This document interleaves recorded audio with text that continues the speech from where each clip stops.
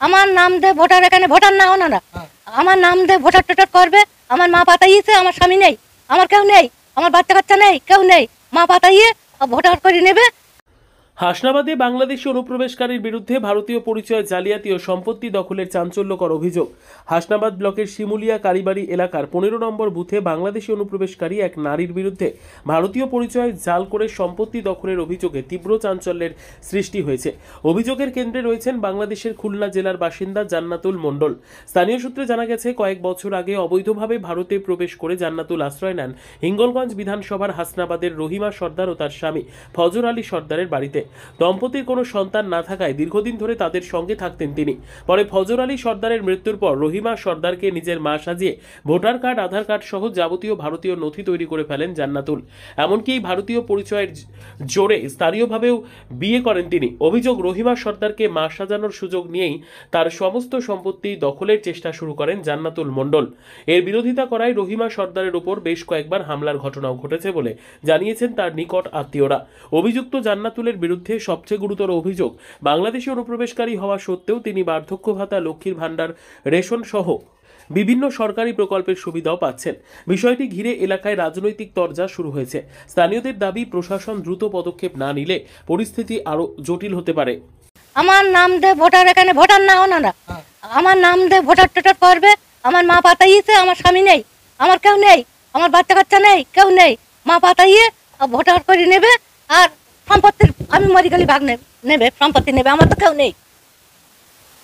এখন উপস্থিত এখন আসতেস না, এখন উপস্থিত আসতেস না, পরে নেবে। এই আমি চিনি না, ও আমার কেউ না, আমার কেউ না, আমার কোনো আত্মীয় না। বাংলাদেশে বাপের বাড়ি ওই জান্নাতুলে। হ্যাঁ, ওই ভোটার কার্ডটা কিভাবে জোগাড় করি আমি জানি না বাবা, আমি লেখাপড়া জানি না, আমি কিচ্ছু জানি না, আমি ওসব কিছু না জানি বাপ, তাই আমি তোমার সঙ্গে বলতেছি।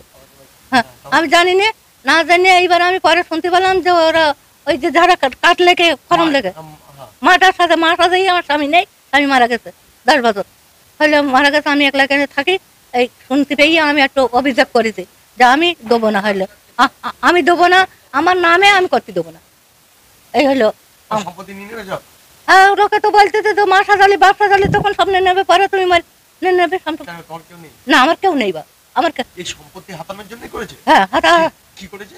ওই ভোটার কার্ডের ওইখানে ভোটার না জন্য করে সম্পত্তি নাকি?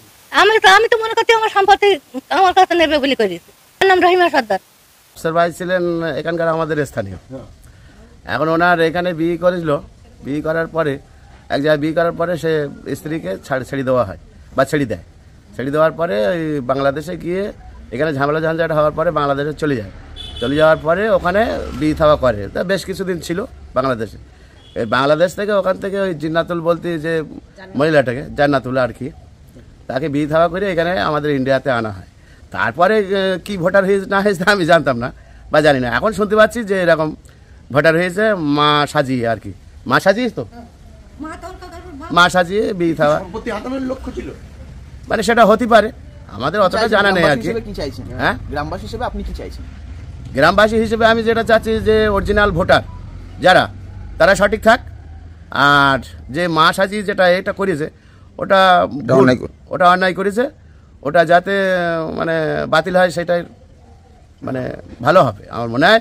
এই বুড়ো মানুষ, বয়স্ক মানুষ তাদের ক্ষেত্রে, আর গ্রামবাসী আমরা এখানে আছি, অতএব আমি একজন তৃণমূল করি, আমার নাম হেমন্ত দাস।